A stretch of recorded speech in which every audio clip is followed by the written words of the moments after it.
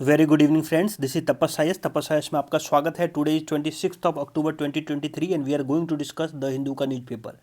So start करते हैं। उससे पहले ये जानते हैं कि आज के जो पेपर है 26 अक्टूबर का, उसमें क्या इंपॉर्टेंट है। तो आपको ये 5 न्यूज़ जो है वो फ्लैश होते हुए दिख रहा होगा।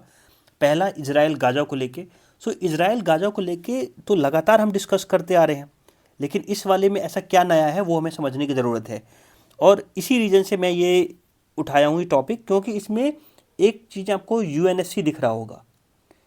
तो अभी क्या हुआ था कि उसको समझेंगे कि यूएनएससी में कैसे गाजा और इजराइल को, हमास वर्सेस इजराइल को लेके डिस्कशन चल रहा था और इंडिया ने अपना पक्ष क्या रखा है, तो उसके बारे में जानेंगे। यूएनएससी सबको पता होगा कि यूनाइटेड नेशन सिक्योरिटी काउंसिल्स में जो 5 परमानेंट मेंबर होते हैं, 10 नॉन परमानेंट मेंबर्स होते हैं।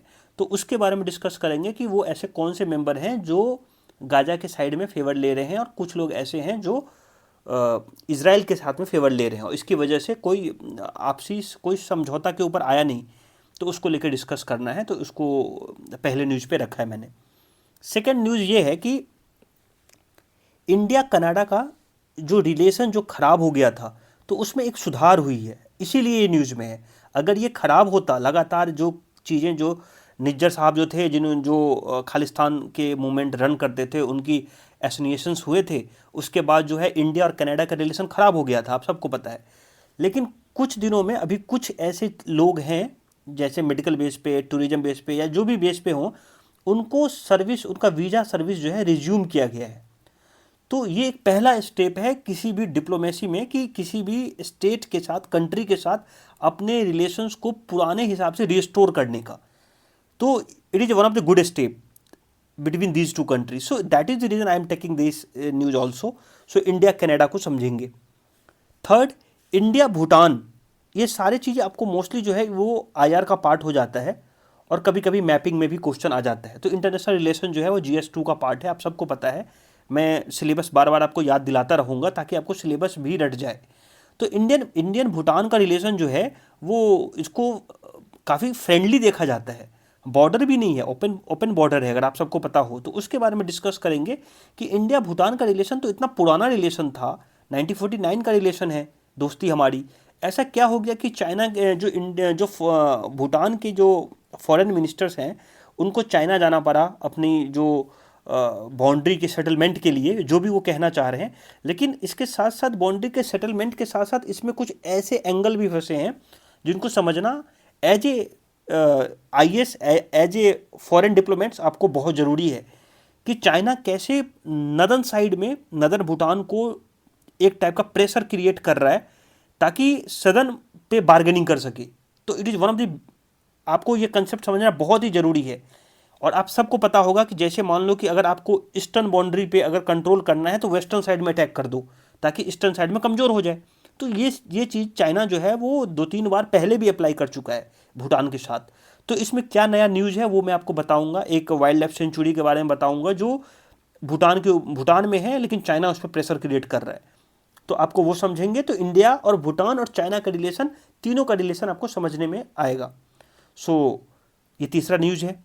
फोर्थ न्यूज़ है कि एनसीईआरटी बुक में इंडिया को रिप्लेस करके भारत लिखा जा रहा है। तो ये पूछोगे कि सर इससे क्या हो जाएगा, हमारे लाइफ में क्या चेंज हो जाएगा, यूपीएससी एस्पिरेंट की वजह से हम क्या देखें। तो मैंने आपको ये ऑलरेडी आपको बताया था कि इंडिया दैट इज भारत, अगर आर्टिकल 1 पढ़ोगे तो उसमें लिखा हुआ है, तो इस पर कोई ज़्यादा फर्क पड़ेगा नहीं। लेकिन ऐसे समय पे जहाँ पे सदर्न स्टेट वाले बहुत सारे स्टेट हैं जो कि आपको भारत के वर्ड से एग्री हैं, लेकिन वो बोलते हैं कि हर जगह पे भारत भारत लिखोगे क्यों। तो क्योंकि वो मोस्टली जो हैं वो या तो तमिल, तेलुगु, कन्नड़ ऐसी चीज़ें बोलते हैं।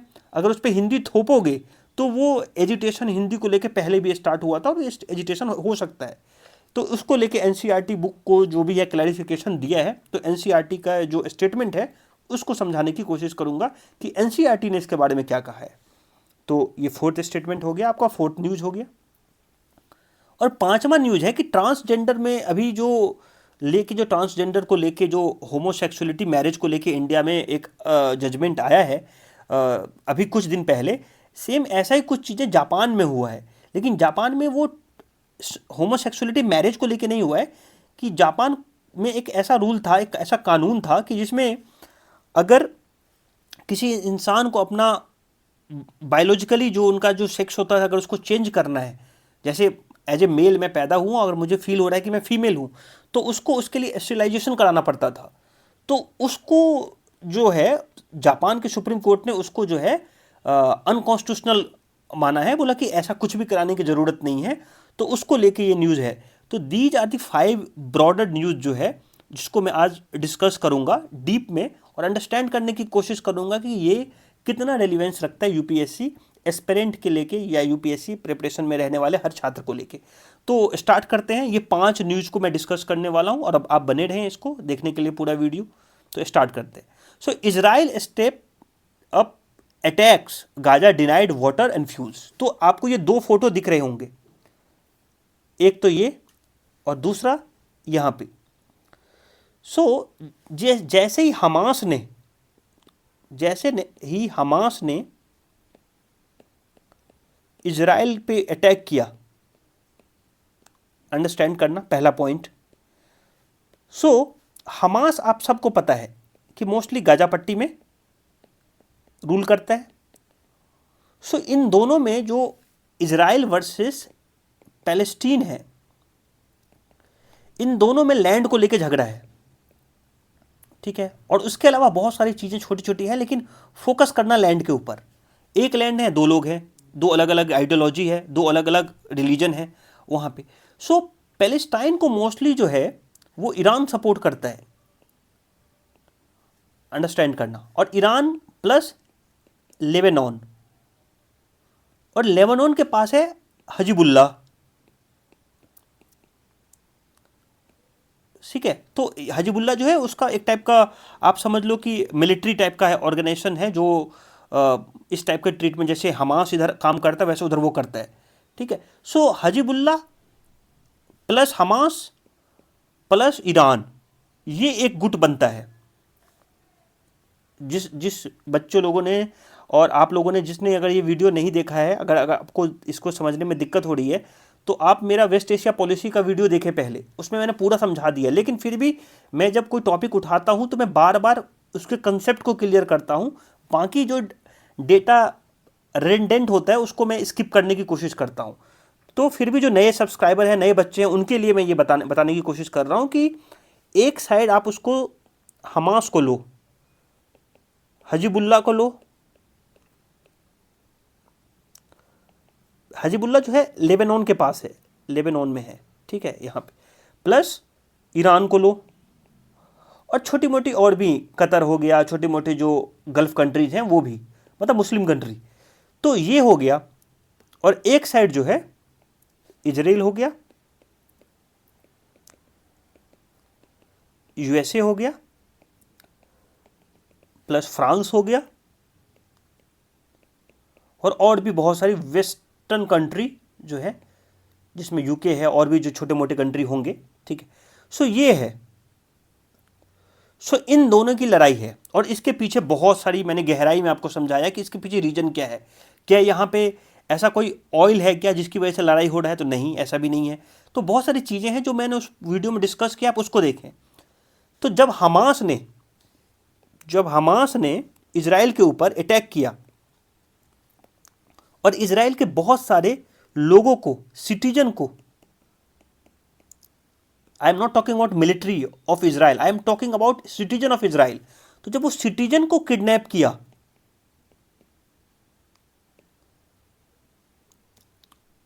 और उसको बहुत सारे लोगों की मतलब जान ले ली, ठीक है, कुछ को किडनैप किया और कुछ को बंधक बनाया और कुछ की जो है उसको, कुछ लोगों की डेथ हो गई, ठीक है, या उसको डेथ की जगह पे मर्डर बोलो या किल्ड बोलो।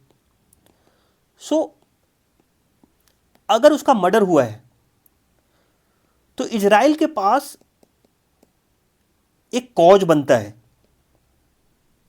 कि इजराइल उसको एंड तक ले जाए इस वॉर को और ख़त्म करे हमास को।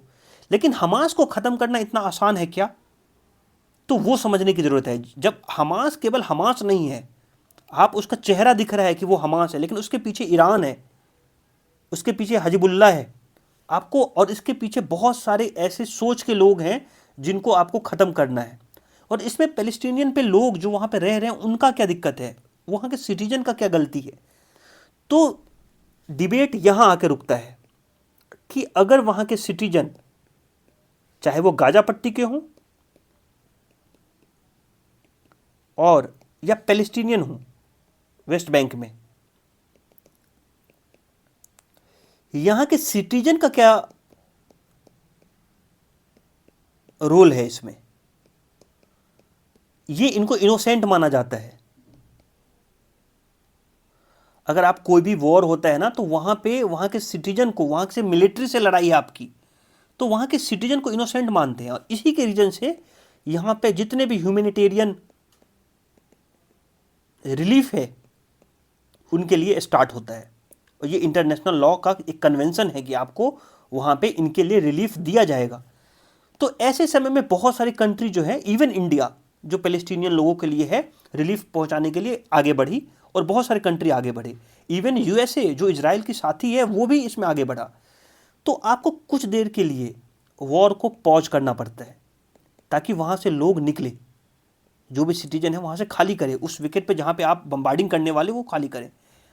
तो यूनाइटेड नेशन का काम ये है कि यहाँ पे एक टाइप का चेन क्रिएट करना, ह्यूमैनिटेरियन चेन क्रिएट करो ताकि वहाँ के लोगों को राइट टू सिक्योर पैसेज हो। तो उसमें कहीं ना कहीं जो बड़े इंस्टीट्यूशन है उसका फेलियर है कि अगर वो इजराइल को कन्विंस नहीं कर पा रहा है तो उसी को लेकर न्यूज है कि बहुत सारे लोग इसमें कह रहे हैं, बहुत सारी कंट्रीज कह रही है, leader of different different countries comes together and say that कि please kindly give allow some time to evacuate the citizen of normal citizen of particular state that is called Gaza strip और something else. तो उसके लिए कुछ देर के लिए pause लेना जरूरी है। तो वॉर को पॉज स्टेज पे रखने की जरूरत है, इसीलिए ये इंपॉर्टेंट हो जाता है। तो आपको ये समझें कि इंटरनेशनल कन्वेंशन, इंटरनेशनल लॉ कहता है ऐसा कि आपको ये देना पड़ेगा। अगर इसमें ऐसी चीज़ें करते हैं, अगर इजराइल नहीं मानता है वो चीज़, तो वो भी इंटरनेशनल लॉ का वायोलेशन है। और ऐसे समय पे इंटरनेशनल एजेंसियां जो भी है, जैसे यूएनएससी हो गया और डिफरेंट जैसे आपको पता ही कि एंटोनियो गटर्स जो है लगातार वो डिमांड कर रहे हैं, इजराइल उनकी बातों को भी नकार रहा है। तो ये सोचने की, मतलब एक टाइप की सोचने की ज़रूरत है, क्योंकि इसमें बहुत सारी जो कंट्रीज हैं और बहुत सारे जो क्रिटिक्स लिख रहे हैं वो बोल रहे हैं कि इजराइल जो अपनी ग्लोरी वापस पाया था वो कुछ दिनों में नुकसान कर लेगा। जैसे कि एग्जाम्पल के लिए, कि आपको एक एग्जाम्पल और समझा देता हूँ कि कुछ दिन पहले क्या हुआ था कि इजराइल जो था वो अपना रिलेशन जो है सऊदी अरेबिया के साथ, सऊदी अरेबिया में किंग सलमान है, आपको सबको पता होगा, तो सऊदी अरेबिया के साथ इजराइल अपना रिलेशन सही कर रहा था with the help of America. और इसको बोलते हैं normalization of Israel Saudi Arabia scheme, program, कुछ भी कह लो, कि अपनी जो पुरानी चीज़ें खटास थी उसको ख़त्म करके चीज़ों को नॉर्मलाइज करना। और इसमें अमेरिका ने ब्लोकड किया था। तो इजराइल सऊदी अरेबिया के साथ, मुस्लिम कंट्री है, उसके साथ अपना रिलेशन सही करने की कोशिश कर रहा है। लेकिन अगर इजराइल अगर लगातार बॉम्बार्डिंग करता रहेगा तो सऊदी अरेबिया इससे अलग हो जाएगा, और वो भी जो है वो गल्फ कंट्री के साथ या मुस्लिम कंट्री के साथ जाके हमास का साथ देना पड़ेगा उसको। तो ऐसे समय पे इजराइल को सोचना चाहिए कि कुछ देर के लिए वॉर पीरियड में के भी पॉज का पीरियड लेना चाहिए और बाकी देश को कन्विंस करना चाहिए कि हमास जो है वो मिलिट्री ऑर्गेनाइजेशन है और इसका जो है वो पैलेस्टीन से कोई रिलेशन नहीं है। क्योंकि जो टेररिज्म है उस पर जो प्राइम मिनिस्टर ऑफ इंडिया कहते हैं कि टेररिज्म का कोई रिलीजन नहीं होता, कोई कास्ट नहीं होता, कोई जो उनका रीजन है, जियोलॉजिकल रीजन्स जो हैं जहाँ पे वो स्टे करते हैं वो भी नहीं होता। तो आपको ये कन्विंस करने की ज़रूरत है अपने डिप्लोमेसी के थ्रू, रेदर देन आप अपने बॉम्बार्डिंग के थ्रू कर रहे हैं। तो इजराइल के लिए एक निगेटिव पॉइंट क्रिएट होगा जहाँ तक ये क्रिटिक्स कह रहे हैं, तो उसको आपको समझने की ज़रूरत है। आप ये फोटो से देख सकते हैं कि कैसे पैलेस्टीनियन मैन जो है वो लगातार इस टाइप के जो इंटरनेशनल बॉडीज हैं उसके सामने गुहार लगा रहे हैं कि कुछ देर के लिए रिलीफ दिया जाए।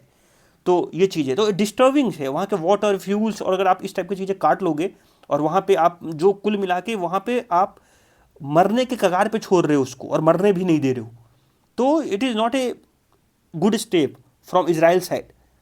और ये लॉन्गर टर्म में इजराइल को भुगतना पड़ेगा। जैसे आप अब्राहम अकॉर्ड पढ़े होंगे कि कैसे इजराइल अपना रिलेशन सही कर रहा है, तो बहुत सारी चीज़ें उसके निगेटिव होगा, उसका इम्पैक्ट निगेटिव पड़ेगा। तो ये एक इंपॉर्टेंट न्यूज़ था इजराइल के पर्सपेक्टिव से। पहले मैं हमेशा इजराइल के इसलिए चीज़ें समझाता था कि आप पहले इजराइल का पॉइंट ऑफ व्यू समझो कि इजराइल का हमेशा टेंडेंसी ये होता है कि उनके अगर एक नागरिक को उठाओगे तो वो सहते नहीं है, लेकिन इसका कतई मतलब नहीं है कि आप वहाँ पे 5,000, 10,000 या 1 मिलियन लोगों को आप डिस्टर्ब कर दो, ठीक है। क्योंकि अभी हमास का कुछ इस टाइप का न्यूज़ आया है कि कुछ उन्होंने जो किडनैपर्स को उसको जो पकड़े हुए थे लोगों को जो बंधक बनाया था उनको, उसमें से कुछ लोगों को रिलीफ भी किया है। तो आप डिप्लोमेसी के थ्रू वो चीज़ अचीव कर सकते हो तो पहले वो करो, और अगर बाद में अगर बचता है तब जाके आप कूच करो। अगर आपका कोई सोल्यूशन नहीं मिलता है then you are going to कि आपको मिलिट्री यूज करना है या एयरफोर्स यूज करना है। So that is the reason कि इजराइल, गाजा और यूएनएससी जो है वो पिक्चर में आया था आज के न्यूज़ में। So this is our first news. Next, और अगर इसमें भी अगर अभी भी अगर आपको डाउट है तो आप तपस के साइड पे जाएं और आप वो वीडियो देखें जरूर, वेस्ट एशिया पॉलिसी का जो है, मिडिल ईस्ट एशिया पॉलिसी का जो मैंने बनाया है उसको देखें। अब India partially resume visa service for Canadians. So ये निज्जर साहब वाला केस फंस गया, हरदीप सिंह निज्जर वाला केस। और कनाडा ने लगातार ये कहा, मैं बार बार उसको बोलता हूं कि without evidence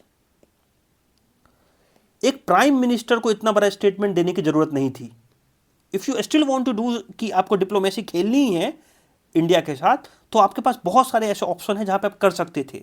the prime minister of Canada says that कि there is Indian involvement in the killing of Hardeep Singh Nijjar, तो which was running the KLF, जिसको खालिस्तान पार्टी बोलते हैं। सो अगर इस टाइप के स्टेटमेंट आएंगे, दे डोंट हैव एविडेंस, तो इंडियन गवर्नमेंट ने बोला कि लेट सपोज दैट कि आपके पास है, तो आप एविडेंस दे दो मुझे।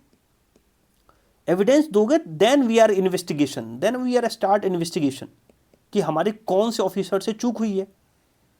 Without having evidence you are just claiming that कि इंडिया का इंगेजमेंट है उसमें। तो इसके पीछे जो था, जो पूरी जो कहानी थी वो चेंज हो गया। उसकी वजह से क्या है, डिप्लोमेसी के जितने भी टाइप थे हमारे वो खत्म हो गए। और लास्ट न्यूज़ ये था कि पैरिटी की बात आ गई। लास्ट वीडियो में आप लोगों ने सुना होगा मेरे मुंह से कि आपको मैं लगातार बोल रहा हूं कि पैरिटी का मतलब है कि अगर इंडियन डिप्लोमेट्स अगर कनाडा में अगर 40 हैं तो 40 डिप्लोमेट्स इंडिया में कनाडा के होंगे। लेकिन अगर आप देखेंगे तो कनाडा के बहुत सारे डिप्लोमेट्स जो है, कॉन्सुलेट जो है वो बेंगलोर में खुले हुए हैं, मुंबई में खुले हुए हैं। क्यों? क्योंकि यहाँ से बहुत सारे लोग जो हैं वहाँ पे जाते हैं। और कल के मैंने डेटा में आपको बताया था कि कैसे जो 7 से 8 लाख लोग वहाँ पे, अप्रॉक्सीमेटली 7 से 8 लाख लोग वहाँ पे जो है वो सिख कम्युनिटी के हैं, फिर कुछ लाख हिंदू कम्युनिटी के, फिर क्रिश्चियन कम्युनिटी के, जो इंडिया से जाते हैं, इमिग्रेंट्स हैं, वहाँ जाते हैं और कुछ सर्विस सेक्टर में काम करते हैं, कुछ नॉर्मल सेक्टर में काम करते हैं, कुछ नॉलेज सेक्टर में काम करते हैं। तो बहुत सारा chunk of Indian people residing वहाँ पे, और कुछ तो PR है वहाँ की, परमानेंट रेजिडेंट है वहाँ की, और कुछ वहाँ पे चुन के इलेक्टेड गवर्नमेंट में आते हैं, पार्लियामेंट में बैठते हैं वहाँ की। सो कैसे इंडिया का वहाँ पे डायस्पोरा जो इतना स्ट्रांग है कनाडा में, उसके बारे में सोचे बिना आप इतना बड़ा क्लेम कर दिए। तो इसकी वजह से पूरी सिचुएशन जो है वो डिट्रॉइट हो गई थी। अब इंडिया गवर्नमेंट ने क्या किया है, इसमें थोड़ा सा रिलीफ लाने की कोशिश किया है। क्या किया है, तो कुछ एक्सेप्शन चीज़ों को, जैसे medical visa for entry businessman को, और कॉन्फ्रेंस पर्पज से कुछ लोगों को वीज़ा देना स्टार्ट किया है। और कनाडा भी इसको अप्रिशिएट कर रहा है। कनाडा कह रहा है कि ये this is one of the good step from the Indian side. तो आपको इसी पॉइंट से आपको अपनी जो खोई हुई जो रिलेशंस हैं, जो आपने बेकार किया है, उसको सुधारने की ज़रूरत है। और इंडिया ने इसमें आगे से कदम उठाया है। तो अब ये कनाडा के ऊपर डिपेंड करता है कि कनाडा उसको किस तरीके से ले। अगर इंडिया ने एक स्टेप आगे होकर अगर फिर से ये स्टार्ट किया, भले ही ये रिस्ट्रिक्टेड टाइप का वीज़ा की बात हो रही है कि बिजनेस क्वालिटी को, बिजनेस कम्युनिटी को, मेडिकल को, कॉन्फ्रेंस को, वीज़ा फॉर एंट्री को। तो एंट्री वीज़ा अगर आप सबको नहीं पता होगा तो मैं बता दूं कि एंट्री वीज़ा वो होता है कि कोई किसी पर्सन को, इंडियन ओरिजिन जो होते हैं, जो डिपेंडेंट या उनके फैमिली जो यहाँ रहते हैं, उसके लिए उनको दिया जाता है। वो इंडियन ओरिजिन होते हैं, आपको सबको पता है, OCI बोला जाता है उनको। सो उन लोग को दिया जाता है एंट्री वीज़ा। सो अगर इंडिया ने ये स्टार्ट किया है तो रेसिप्रोकेट करने की ज़रूरत है कनाडा को। और इसीलिए मैंने ये न्यूज़ उठाया है कि अभी तक हम इंडिया कनाडा के बारे में निगेटिव न्यूज़ पढ़ते थे। This is one of news कि वो एक टाइप का होप क्रिएट करता है कि इंडिया और कनाडा का रिलेशन बहुत जल्दी वापस अपने आप को रिस्टोर करेगी। सो ए मंथ आफ्टर सस्पेंशन, तो ये आप इस वर्ड को याद रखना, 1 महीने के बाद फिर से कुछ जगह पे अच्छी चीज़ देखने को मिली। थर्ड न्यूज़ कि इंडिया और भूटान को लेके है, और ये बहुत ही इंटरेस्टिंग न्यूज़ बन जाता है। क्यों? क्योंकि अगर आप इंडिया और भूटान के रिलेशन को अगर आप पढ़ेंगे तब आपको एनालाइज होगा कि इंडिया भूटान का रिलेशन कितना डीप है। और अगर इतना डीप रिलेशन है तो ऐसा क्या हो गया कि FM, that is foreign minister या एक्सटर्नल मिनिस्टर ऑफ जो भूटान है, वो अचानक चाइना पहुंच गए और चाइना से अपनी बाउंड्री के सेटलमेंट करने की बात कर ली है। बाउंड्री सेटलमेंट तो अंडरस्टैंड करेंगे, तो उसको अंडरस्टैंड करने की कोशिश करेंगे कि, और इसका इंपैक्ट अपन जानने की कोशिश करेंगे कि इसका इंपैक्ट इंडिया के ऊपर क्या होगा। एंड उसको आप इंपैक्ट समझ लो या इसको कंसर्न समझ लो कि इंडिया का कंसर्न क्या होना चाहिए। उसके बारे में हम डिस्कस करते हैं। बिफोर गोइंग टू ये वाला टॉपिक को डिस्कस करने से पहले आप इंडिया भूटान के रिलेशन को पहले ट्रैक करो। अगर कोई भी बंदा, अगर जब कोई इंडिया भूटान के रिलेशन के बारे में उसको कुछ भी नहीं पता है, तो वो करेंट जो उनका डेवलपमेंट है उसके बारे में वो कुछ भी कमेंट नहीं कर सकता है।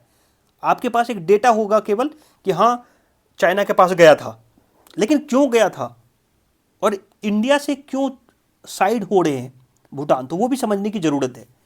लेट स्टार्ट कि जब आप सबको पता होगा कि मैं हमेशा बोलता हूँ कि इंडिया भूटान हो या इंडिया नेपाल हो, इन दोनों का रिलेशन काफ़ी जो है वो फ्रेंडशिप नेचर रहा है।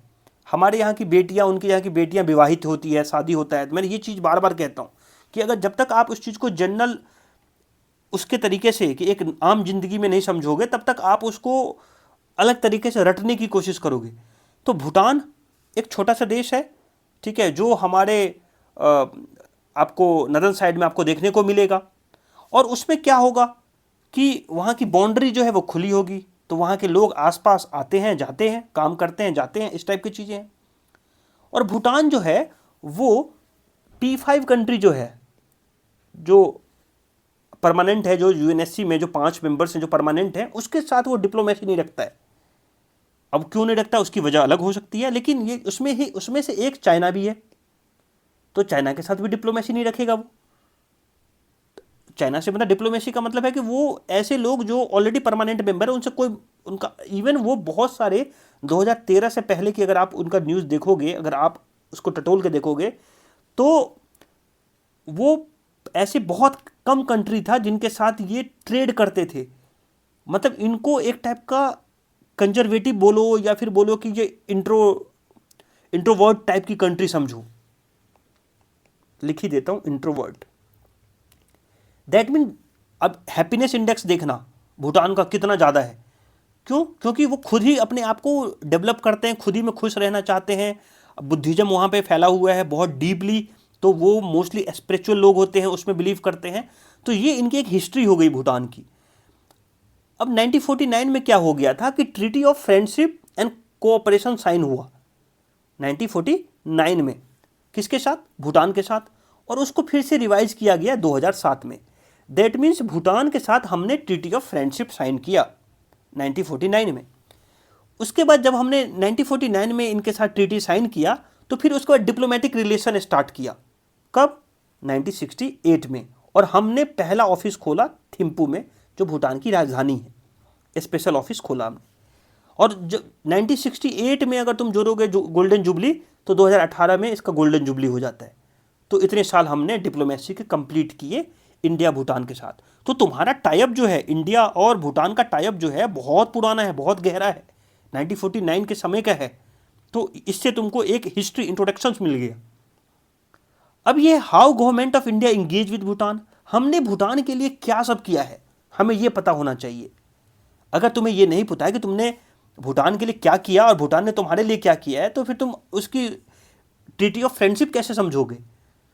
तो जैसे अपने यहाँ 5 ईयर प्लान हुआ करता था, जिसको अब हटा दिया गया है, उसको वैसे भूटान के पास 5 ईयर प्लान हुआ करता था, 1960 में लॉन्च किया गया था उसको, और उसमें इंडिया ने बहुत अच्छे से इकोनॉमिकली असिस्टेंट किया था। जो भी उनको लगा होगा, जितनी रिक्वायरमेंट लगे होंगे, उसमें पैसा दिया गया था। और ऐसा कहा जाता है for the 12th year plan India contribution 4500 crore रुपए उसमें खर्च किया, जो कि 73% ऑफ भूटान का टोटल एक्सटर्नल ग्रांट का कंपोनेंट है। तो बहुत बड़ा पैसा हम भूटान के ऊपर लगाते हैं। फिर भूटान और अगर इंडिया का रिलेशन देखोगे तो हाइड्रो पावर कोऑपरेशन में भी ये दोनों काफ़ी अच्छे काम करते हैं। कि भूटान के बहुत सारे 3-4 ऐसे प्रोजेक्ट हैं जहाँ पे वहाँ इलेक्ट्रिसिटी प्रोड्यूस होती है और वो इंडिया को देता है। तो इंडिया वहाँ पे जनरेट करता है और इंडिया को वापस भूटान जो है इंडिया को इलेक्ट्रिसिटी सेल करता है, इंडिया को देता है। तो दैट मीन्स कि हम उस पर काफ़ी अच्छे एक दूसरे के ऊपर म्यूचुअली डिपेंडेंस हैं, मतलब दोनों के बेनिफिशियल का काम हो रहा है। India is Bhutan largest trading partner. India जो है भूटान का लार्जेस्ट ट्रेडिंग पार्टनर भी है। ये भी इससे आपको सीखने को मिलता है कि 2018 का एक आंकड़ा है जिसमें ऐसा कहा गया है कि total bilateral trade between the two country stood 9,227 crore rupees. दोनों की बायलैटरल जो है अप्रॉक्सीमेटली 10,000 करोड़ के आसपास है टोटल बायलैटरल ट्रेड। और उसमें मेजर एक्सपोर्ट फ्रॉम जो इंडिया है, जो भूटान को जाता है, उसमें हम उनको मिनरल्स देते हैं, मशीनरी देते हैं, मैकेनिकल अप्लायंसेस देते हैं, electrical equipment, base metal, vehicles, vegetable products, plastic articles. तो ये सब चीज़ें हम भूटान को देते हैं। तो ऑफकोर्स एक्सपोर्ट कर रहे हैं तो इंपोर्ट भी करते होंगे हम कुछ। तो मैंने आपको ऑलरेडी समझाया कि हम उनसे क्या खरीदते हैं। तो हम उससे जो है इलेक्ट्रिसिटी खरीदते हैं, हम उनसे पोर्टलैंड सीमेंट खरीदते हैं, डोलामाइट खरीदते हैं, कैल्शियम कार्बाइड खरीदते हैं, cement clinker, timber, woods, potatoes और फ्रूट्स प्रोडक्ट्स खरीदते हैं। तो डेफिनेटली, लेकिन हमारी चीज़ थोड़ी महंगी है तो हम एक्सपोर्ट ज़्यादा का करते हैं और इंपोर्ट कम करते हैं। इसीलिए हम भूटान के साथ क्या है, ट्रेड सरप्लस है। आपको ये चीज़ें समझ में आ जानी चाहिए। India is the most popular education destination. अगर भूटानीज लोग को देखोगे तो इंडिया के बहुत सारे लोगों को जो है स्कॉलरशिप के बेस पे यहाँ पे एजुकेशनल शिक्षा, एजुकेशनल डेस्टिनेशन एक उनके लिए एक सबसे बेस्ट पॉपुलर चॉइस है उनके लिए। तो हम वहाँ पे इनका हेल्प करते हैं। कल्चरल एक्सचेंज, अब पूछोगे कल्चरल एक्सचेंज कैसे है, तो दोनों के यहाँ बुद्धिज्म फेमस है। बुद्धिज्म की स्टार्ट इंडिया में हुआ है और फैला भूटान में है। तो कल्चरली एक्सचेंज हम उनके साथ शेयर करते हैं। The two country share an open border, और ये तो मैंने आपको बता ही दिया कि ओपन बॉर्डर है, उसकी वजह से regular exchange of travellers in both direction for work, tourism, shopping, medical care and etc. Next, both country engage themselves in new era of cooperation. अब ये नया एरा ऑफ कॉपरेशन क्या है कि ये तो पुरानी चीज़ें हो गई कि ट्रेड, ये सब चीज़ें। Financial linkage, that is called Bhim app, rupees. और जो भूटान है वो सेकंड ऐसा कंट्री था जो इसने भीम को एक्सेप्ट किया था। तो फाइनेंशियली लिंकेज देने की भी कोशिश कर रहे हैं। और स्पेस पॉलिसी में भी जो है सैटेलाइट, जो हमारा सैटेलाइट है, जो हमारी इसरो है, वो उसके सैटेलाइट को भेजने में 2022 में, जहाँ तक मैं गलत नहीं हूँ, 2022 में उन्होंने भेजा भी था। तो इसमें हम भूटान की हेल्प कर रहे हैं। Government of India also provide covid medicine assistant to the Bhutan during covid crisis. और हम ऐसे कंट्री हैं जो भूटान को कोविड क्राइसिस के समय में कोविड मेडिसिन हो या फिर जो भी इसमें इससे रिलेटेड जो भी असिस्टेंट देना होगा वो उन्होंने दिया था। तो ये सब चीज़ें हैं जो इंडिया और भूटान के रिलेशन की, जो इंटरनेशनल रिलेशन है उसको स्ट्रॉन्ग दिखाता है कि हम एक दो चीज़ में नहीं जुड़े हैं। एग्रीकल्चर हो, डिफरेंट चीज़ें हों, हम भूटान के साथ बहुत डीपली इंगेज्ड हैं। तो न्यूज़ क्या है, आखिर ये पढ़ा क्यों रहे हो? तो न्यूज़ ये है कि भूटान के फॉरेन मिनिस्टर ये चाइना विजिट किया, तो किया क्यों, ये अपने लिए इंपॉर्टेंट है। और टिल देन हम भूटान के बारे में नहीं समझेंगे, हमें समझ ही नहीं आएगा कि चाइना का क्या रोल है भूटान को लेके। सो अब अंडरस्टैंड करने की कोशिश करते हैं इस आज के न्यूज़ को। So Bhutan was known for its closed approach to global politics where it did not even maintain a diplomatic relation with permanent 5 country of United Nation Security Council. यही चीज़ आपको मैंने समझाया कि closed approach of global politics है। उनको दुनिया के बाहर की कंट्री से कोई मतलब नहीं है। हम छोटे लोग, हम अपनी लाइफ में खुश हैं, हमें बाहर के दुनिया से कोई मतलब है ना, मुझे ट्रेड करना है और ना तुम्हारा जियो पॉलिटिक्स का टेंशन समझना है। ये भूटान की एक टाइप का एटीट्यूड हुआ करता था इस सेंचुरी से पहले की बात कर रहा हूँ। इसीलिए वो P5 मेंबर से कोई डिप्लोमेटिक रिलेशन नहीं रखता था। इसीलिए चाइना से भी नहीं रखता है, क्योंकि China is part of P5 country. But all that had started to change in recent years. कुछ साल पहले ये चेंज हुआ है। इनकी एटीट्यूड जो है दुनिया को देखने का, वो चेंज हुआ है। Since the beginning of current century, Bhutan has been focusing on forging new diplomatic relation. By 2013, it has managed to establish diplomatic relation with as many as 53 country. अभी तक इंटरेस्ट ही नहीं था और अचानक 53 कंट्री के साथ इंटरेस्ट है इसका कि हम इन कंट्री के साथ डिप्लोमेटिक रिलेशंस को स्टार्ट करेंगे। एंड ये गलत भी नहीं है। ये सॉवरेन कंट्री है, ये डिसाइड कर सकता है किसके साथ मुझे रिलेशन रखना है, किसके साथ नहीं रखना है। The current Bhutan foreign minister visit to China was focus on boundary talk between two countries. अब ये तुमको रीड बिटवीन द लाइन है, रीड बिटवीन द लाइन। अब बोलोगे ये क्या है?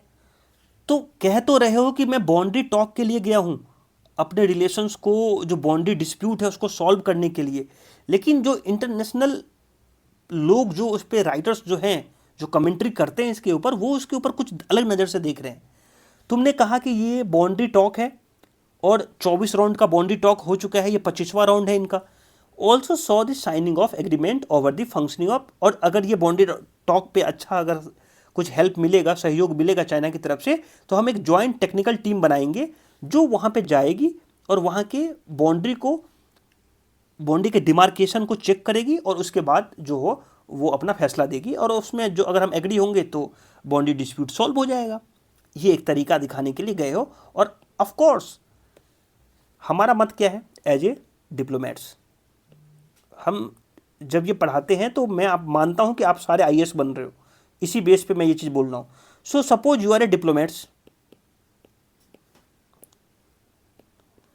तो बाउंड्री सेटलमेंट करना, डिस्प्यूटेड बाउंड्री सेटलमेंट, ये आपका पहला ड्यूटी होना चाहिए अगर आप IFS हो तो, कि yes we want to solve the problems. हम अपने नेबर के साथ प्रॉब्लम ज़्यादा रख के क्या करेंगे?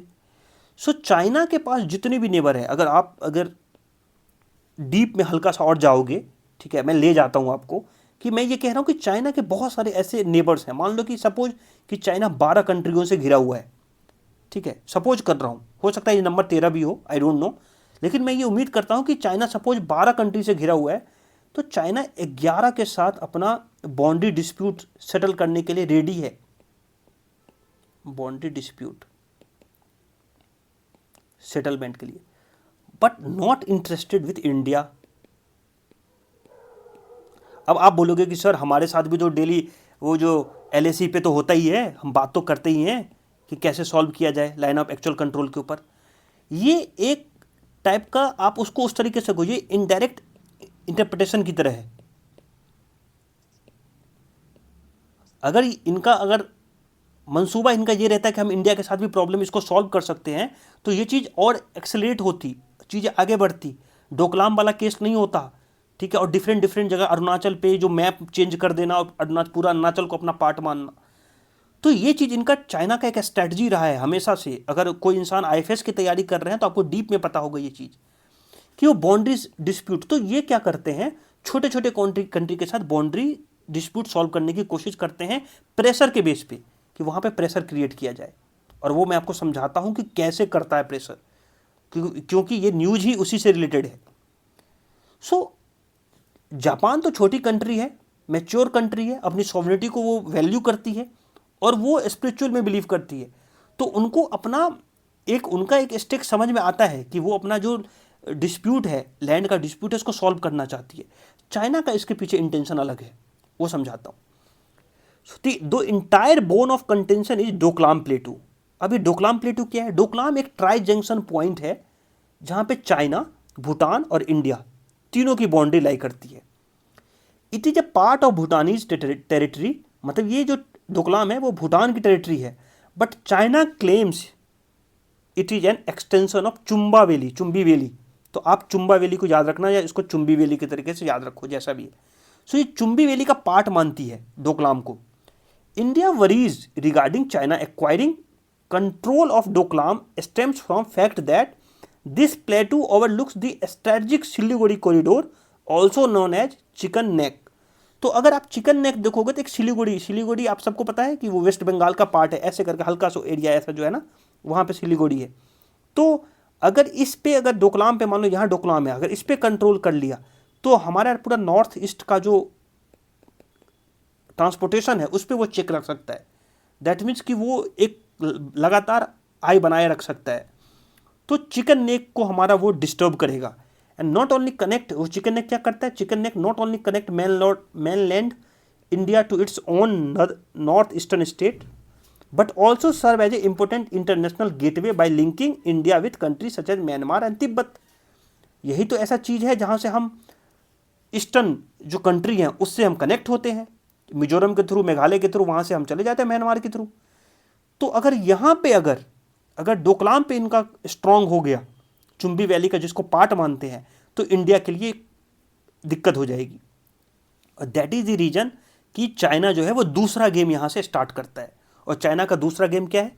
चाइना का दूसरा गेम है कि China claim over Sakteng wildlife sanctuary situated in eastern Bhutan. इसको याद कर लेना कि साक्तेंग वाइल्ड लाइफ सेंचुरी ये उसका पार्ट है, भूटान का वाइल्ड लाइफ सेंचुरी। अब ये इसमें बोलोगे ये क्या नया झोल है इसमें? तो इसमें झोल ये है कि चाइना कहता है कि जो ईस्टर्न भूटान में जो एक वाइल्ड लाइफ सेंचुरी है जिसका नाम साक्तेंग है, वो चाइना का पार्ट है और ये हमें दे दो। अब ये भूटान क्या बोल रहा है कि यार ये कैसे हो सकता है चाइना का पार्ट? तो ये चाइना क्या कुछ दिन के बाद बोलेगा, चलो ठीक है, हम दोनों एग्रीमेंट के ऊपर आते हैं, नेगोशिएशन के ऊपर आते हैं, नेगोशिएशन के ऊपर आते हैं। तुम जो है वो साक्तांग वाइल्ड लाइफ सेंचुरी रख लो और मुझे डोकलाम दे दो। तो that means he want to target south, that is the reason he is targeting east. Understand करना कि वो इनडायरेक्ट वे में क्या करता है, ईस्ट पे प्रेशर बना रहा है ताकि साउथ के साथ बार्गेनिंग हो जाए। और उसको चाहिए डोकलाम प्लेटू जो कि इंडिया के बिल्कुल करीब है। चिकन, वही मैं चिकन नेक जिसको बताया हूँ। सो इंडिया की worry is that China may push Bhutan so much to age that it will force to accept a swap deal where China will relinquish its claim into the north and exchange for control over the Doklam Plateau। ये इनका main reason है। सो मुझे नहीं लगता इससे deep आपको India Bhutan relation को पढ़ने की ज़रूरत है, क्योंकि इसमें सब कुछ समाया हुआ है और ये चीज़ लगातार अभी बड़ा बनेगा। याद रखना, पेपर में डेली आएंगे। सो मैं इस चीज़ को डीपली जो है वो कवर कर दिया हूँ। सो मैं उम्मीद करता हूँ कि आपको ये चीज़ जो है इंडिया भूटान रिलेशन जो है मोस्टली जो है वो कवर हो चुका है। सो नेक्स्ट पॉइंट पे आते हैं। अगला न्यूज ये है कि pulse to buck rise in kharif output. तो इसमें हुआ क्या है कि ओवरऑल जो फूड ग्रेन होते हैं उसका तो प्रोडक्शन बढ़ा है, पॉजिटिव हुआ है, लेकिन पल्स जो है एंड जो छोटे मोटे और भी सीरियल्स हैं और इवन शुगर जो है, शुगर केन, इसका प्रोडक्शन जो है वो निगेटिव हुआ है। तो याद रखना, मैंने एमएसपी पढ़ाते समय बोला था कि जब भी ऐसी चीज़ें हों जिनका प्रोडक्शन का आउटपुट कम हो जाए, forget about how much percentage, 5%, 4%, 3%, I am not going to detail that. Let's suppose that कि 1% से भी पल्स का प्रोडक्शन जो है आउटपुट कम हो गया, तो रिटेल में पल्स का प्राइस क्या होगा, बढ़ के मिलेगा तुमको। तो रिटेल प्राइस ऑफ पल्स है वो बढ़ा हुआ मिलेगा और इसीलिए आपको जो दाल जो होगी वो महंगी होगी। अब दाल में भी बहुत अलग अलग दाल होते हैं, अरहर की दाल होती है, मूंग की दाल होती है, उसके बाद इसने लिखा हुआ है कि उड़द का दाल होता है, और भी चीज़ें हैं। तो आप देखोगे कि अरहर की दाल में जो है, ऐसा राइटर लिखते हैं कि within the pulse output of the arhar whose showing drop in 5%। अरहर की दाल में 5% का डिप हुआ है, लेकिन अदर जो दाल है उसमें इससे भी ज़्यादा हुआ है। तो दैट इज द रीजन जो आगे आने वाले कुछ दिनों में दाल जो होगी, क्योंकि आपका प्रोडक्शन जो है आउटपुट ही कम है, तो आपको ये महंगा देखने को मिलेगा। और ये आपको अभी दाल भात चोखा टाइप का नहीं समझो इसको कि ये क्या पढ़ा रहे हो तुम, दाल भात खरीफ और ये हमको राबी पढ़ा रहे हो। नहीं, क्योंकि इससे जो है इकोनॉमी चलती है। क्योंकि एमएसपी तुम कैसे देते हो, तो उसके लिए एमएसपी का वीडियो देखना मेरा जाके, तब समझ में आएगा कि एमएसपी तभी डिसाइड होता है जब कोई अगले साल के लिए, कि अभी जो खेती, जैसे राबी की खेती होने वाली है, तो उससे पहले आप उसका एमएसपी डिफाइन करोगे। अगर सपोज कि किसी चीज़ का एमएसपी बहुत ज़्यादा कर दिया गवर्नमेंट, तो फार्मर क्या करेगी, वही चीज़ फसल उगाना स्टार्ट करेगी। क्यों? क्योंकि पता है कि एमएसपी ज़्यादा है भाई, ज़्यादा प्रोडक्शन हो जाएगा तो ज़्यादा पैसा कमाऊंगा। तो एमएसपी एक टाइप का लोभन है, प्रतिलोभन, आप ऐसा समझो, एक टाइप का लालच देता है फार्मर्स को कि अगर ये हुआ तो ज़्यादा पैसा दूंगा। और सरकार ऐसा क्यों करता है? तो सरकार इसलिए करता है कि सरकार को जो चीज़ कम लगती है, जिसका प्रोडक्शन दिखता है कम हो रहा है, तो उसको एमएसपी बढ़ा के देता है। और भी बहुत इनपुट कॉस्ट, बहुत सारी चीज़ें हैं जो उसके सप्लायर, उस पर भी, डिमांड पे भी उसकी एमएसपी डिफाइन होता है, और अदर कॉस्ट पे भी होता है, इंटरनेशनल मार्केट के ऊपर भी होता है, डोमेस्टिक मार्केट के भी ऊपर होता है एमएसपी। तो एमएसपी का तो ये लफड़ा यही है कुल मिला के। लेकिन अगर पल्स का प्रोडक्शन कम हो गया है तो ये आपको रिटेल में महंगा मिलेगा। ये एक टाइप से इकोनॉमी जनरेट कर रही है, इकोनॉमी को समझने की स्टाइल है ये। मैं तुमको ज्योग्राफी नहीं पढ़ा रहा हूँ, मैं तुमको ये इकोनॉमी पढ़ा रहा हूँ। ज्योग्राफी तो अलग पढ़ाएंगे कि खरीफ में जो कितना क्लाइमेट होना चाहिए, कितना टेम्परेचर होना चाहिए, कितना वहाँ बारिश होनी चाहिए, प्रेसिपिटेशन कितना होना चाहिए, that is the part of geography. But when it is in the form of value, money और प्रोडक्शन से समथिंग लाइक डिफरेंट, सो ये इकोनॉमी का पार्ट बन जाता है। सो पल्स का हो या सीरियल्स के हो या कुछ ऐसी चीज़ें हों, ग्राउंडनट्स हों, वो आपको इस बार महंगा देखने को मिलेगा। और ये आपके इंटरव्यू का क्वेश्चन बन सकता है। क्यों महंगा? क्योंकि मानसून जो है इस बार कम हुआ है 6% से, डेफिसिट मानसून है, तो उसकी वजह से। और भी कुछ रीजन होंगे उसकी वजह से, लेकिन ओवरऑल फूड ग्रेन जो है वो पॉजिटिव है। याद रखना कि पूरा फूड ग्रेन अगर तुम मिला चुला के देखोगे तो पॉजिटिव है, निगेटिव नहीं है कि फूड ग्रेन कम हो गया। 158 से 162 मिलियन टन का प्रोडक्शन हुआ है। फिर Japan top court rules in favour of transgender people, और ये मैंने आपको बता दिया कि इसके ऊपर क्या न्यूज़ है। कि जापान के ऊपर इन्होंने बोला कि 2003 का कानून है कि अगर किसी भी इंसान को अपना जेंडर डिफाइन करना है, चेंज करना है, तो आपको स्टरलाइजेशन सर्जरी करनी पड़ेगी। लेकिन ऐसा सुप्रीम कोर्ट ने नहीं माना, और सुप्रीम कोर्ट ने बोला कि नहीं, ऐसा नहीं है। तो Japan supreme court on Wednesday ruled that the law requiring transgender people to undergo sterilisation surgery in order to officially change their gender is unconstitutional कर दिया। बोला ऐसा कुछ भी ज़रूरत नहीं है आपको कि स्टेलाइजेशन सर्जरी करने की ज़रूरत है। तो उसको लेके, और ये इनको जो ट्रांसजेंडर पीपल है उनको ये पहला जीत मानते हैं। ठीक है, अगर इनको पूरा अभी ऐसा इनको मिला नहीं है, लेकिन ये LGBTQ+ के लिए एक टाइप का पार्शियल विक्ट्री है कि आपको अपने जेंडर को एक्सेस करने में, अपना नाम चेंज कराने में, डॉक्यूमेंट्स में नाम चेंज कराने में, नहीं मैं लड़की नहीं मैं लड़का हूँ, नहीं मैं लड़का नहीं मैं लड़की हूँ, वो कहने के लिए आपको स्टेलाइजेशन करने की ज़रूरत पड़े, सर्जरी कराने की ज़रूरत पड़े, तो ये अपने आप में ह्यूमैनिटी के लिए शर्म की बात है। तो सुप्रीम कोर्ट ऑफ जापान कहती है कि ये ऐसा नहीं होना चाहिए, ये गलत कानून है और इसको हमें चेंज करने की ज़रूरत है। और उसी के फेवर में एक जो है ट्रांसजेंडर पीपल के फेवर में ये एक टाइप का जजमेंट आया है। So this is all about today papers. So कुछ लोग इस टाइप की चीज़ें कह रहे हैं कि सर 25 तारीख का पेपर नहीं है। तो 25 का पेपर मैंने बनाया था, लेकिन वो रिकॉर्ड होने के बाद उसमें ऑडियो नहीं आया, तो इसीलिए मैं वहाँ पे होल्ड कर गया। और 25 तारीख के पेपर में मैं आपको बता दूं कि एक न्यूज़ था politicisation of bureaucracy in military, दूसरा था क्रिमिनल प्रोसीजर आइडेंटिफिकेशन एक्ट, तीसरा था सेपरेशन ऑफ पावर को लेके, चौथा था आर्टिकल 142 ऑफ द कॉन्स्टिट्यूशन को लेके, और एक फसाई ने ऑर्डर किया था QR बेस के डिसेबल पर्सन के लिए। 5 न्यूज़ इंपॉर्टेंट थे जिसका मैंने वीडियो बनाया था, लेकिन मैं इसमें ऑडियो नहीं आया, इसकी वजह से मैं नहीं डाला। तो ये चीज़ मैं आपको अब एक एक करके कवर करवा दूंगा अपने कुछ दिनों की वीडियो में, आपको वो मिल जाएगा। So this is from my side. So तब तक के लिए आप अपना ध्यान रखिए, ख्याल रखें, सब्सक्राइब करें, लाइक करें, शेयर करें अपने दोस्तों के साथ अगर वीडियो अच्छा लग रहा है। अगर कुछ इसमें खराबी लग रहा है तो कमेंट करें, भर के कमेंट करो कि सर ये गलत पढ़ा दिया, ये सही पढ़ा दिया। अगर आपको लग रहा है कि आपकी इस वीडियो से प्रॉफिट मिल रहा है तो अपने दोस्तों को भी बताओ, क्योंकि we are new in this field. So आप उसको इस तरीके से प्रमोट कर सकते हैं। यू आर आवर प्रमोटर, आप लोग हमारे प्रमोटर्स हो। तब तक के लिए अपना ध्यान रखें, अपने घर वालों का ध्यान रखें और सबका ध्यान रखें। Have a nice day, take care.